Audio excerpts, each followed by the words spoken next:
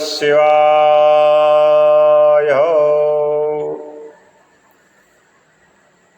नागपंचमी की इस पवित्र मंगल वेला में आप सभी का हार्दिक स्वागत, अभिनंदन। भगवान नाग देवता का आपको आशीर्वाद मिले। नागपंचमी वैसे तो भारतवर्ष उत्सवों का देश है। यहाँ दिन प्रतिदिन नित्य एक नया उत्सव है। दिने दिने नवम नवम, दिन प्रतिदिन एक नया उत्सव लेकर आता है। पीछे मैंने श्रावण का महात्म सुनाया, गुरु पूर्णिमा का महात्म सुनाया। आज नागपंचमी है। उत्सव प्रियता भारतीय जीवन की प्रमुख विशेषता है। हमारे देश में समय समय पर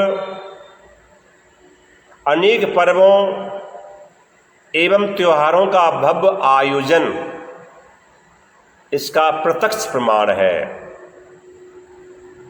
श्रावण मास के शुक्ल पक्ष की पंचमी तिथि को शुक्ल पक्ष की, वैसे दोनों ही पंचमी के जो देवता हैं वो नाग देवता हैं।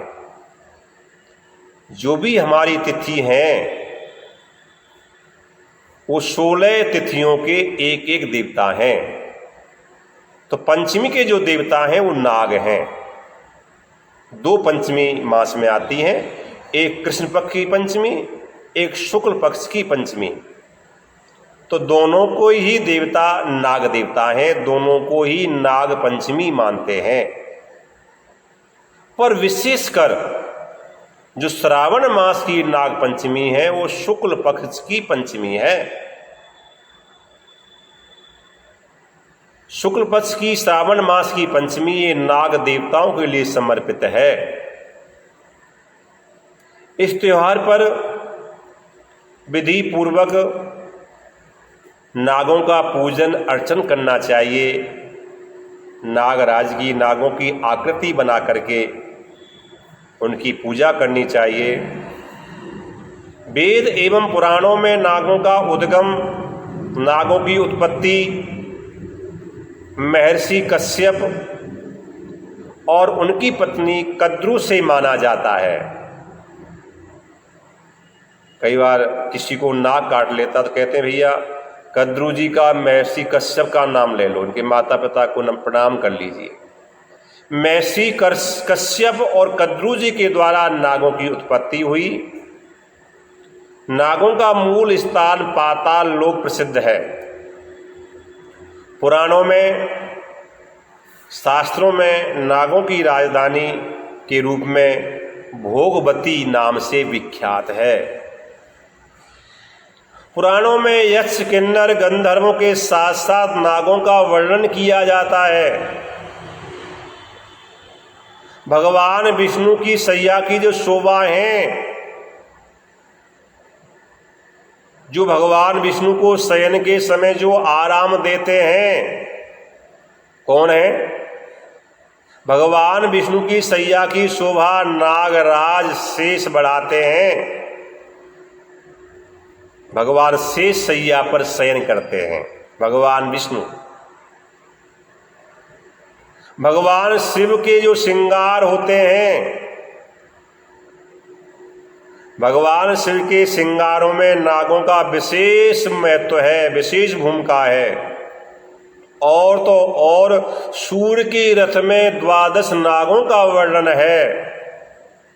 इसीलिए नागों की भी नाग देवता के नाम से हम बुलाते हैं, नाग देवता के नाम से उनको जानते हैं। इसलिए नागों को हम देवता समझ करके दूध पिलाते हैं। नागों को दूध पिलाना चाहिए, कच्चा दूध।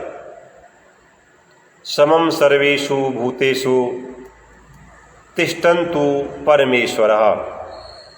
हमारा शास्त्र, हिंदू शास्त्र, हिंदू पद्धति, मनुष्य 84 लाख योनियां हैं। उन 84 लाख 84 योनियों में मनुष्य पशु पक्षी कीट पतंग जो भी हैं सभी में ईश्वर की सत्ता है, ईश्वर का अंश विद्यमान है। वैसे नागों की असंख्य प्रजातियां हैं, बहुत सी प्रजातियां हैं जिनमें विष भरे नागों की संख्या बहुत कम है। हमको नाग से भय रहता है कि सर्प आ गया काट लेगा, नहीं, नाग बिना किसी कारण के किसी को नहीं काटता। ये मैं शास्त्र का प्रमाण आपको दे सकता हूं। असंख्य जातियों के नाग देवता भूतल पर रहते हैं, पाताल लोक में रहते हैं, पर उस असंख्य जातियों के नाग देवताओं में बहुत कम नाम मात्र ही सर्प ऐसे मिलेंगे जिन पर विष होता है। बहुत कम विषैले सर्प मिलेंगे आपको, इसलिए डरिए मत। नागों का किसी संपदा, पर्यावरण रक्षा एवं वन संपदा में विशेष महत्व है, विशेष भूमिका है। इनके द्वारा हम सबको लाभ मिलता है। परमात्मा ने जो सृष्टि करी है कि मनुष्य के हित में करी है, अहित में नहीं करी है। जब हम सृष्टि के प्रगति के विपरीत चलते हैं तो सृष्टि प्रगति समय समय पर बदला लेती है। इसलिए संसार में परमात्मा ने जो चीज़ बनाई है, जो जीव बनाए हैं, वो उनकी कृति है, उनकी सृष्टि है। इसमें हस्तक्षेप करना, इसमें व्यवधान डालना हमारा कार्य नहीं है। तो आज नाग पंचमी के दिन हम सभी नाग देवताओं को प्रणाम करते हैं। ओम नमोस्तु सर्पेभ्यो ये के च पृथ्वी मनु येन्द्रच्छे दिवतेभ्यो सर्पेभ्यो नमः, सर्पेभ्यो नमः, नागराजाय नमः। आप सभी को नाग पंचमी की शुभकामनाएं, मंगल कामनाएं। नाग देवताओं की आप पर कृपा बनी रहे। जय श्री राम, जय श्री राधे, जय श्री।